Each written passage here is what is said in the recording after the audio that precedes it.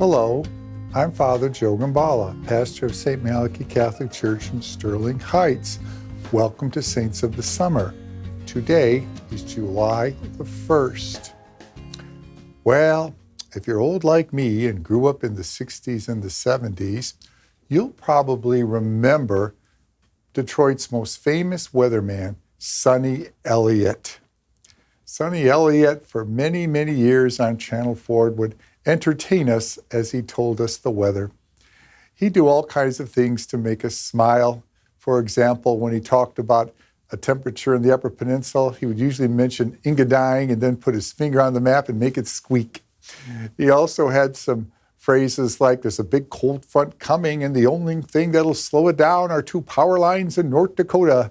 Or he would say, well, there's a storm from coming here, but it's as weak as a minnow's muscle, and I doubt if we'll see even a shower. Well, Sonny Elliott also had a wonderful show from the zoo that made people laugh, and he would make people laugh on opening day at Old Tiger Stadium when he would play the role of the umpire for the opening pitch.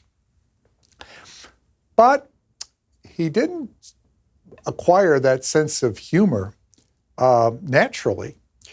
He did it because it was a necessity. You see, during World War II, Sonny Elliott was captured and put in a German prison camp, along with many other Allied soldiers. And it was a very tough and difficult time for these soldiers. Many of them would lose hope. Many of them would panic. Many of them would despair. And Sonny Elliott decided that he would try to do things to make people smile and to make people laugh and give them some reason to see, in spite of all this misery and all this fear they had, that they could make it through that day and the next day with another laugh or smile could make it through the next day. He used his humor to bring healing and hope to the people in that prisoner war camp. We knew him later on as the happy weatherman, but that humor had a very valuable purpose. Well, the same can be said about today's saint, Saint Simeon of Salus. Saint Simeon lived in the late 500s. He was in Egypt, but decided he wanted to become a hermit and went out to a small oasis in the desert where he planned to just live, grow a little garden and pray to the Lord. But people would come by from time to time to visit, and they found him to be a very wise man.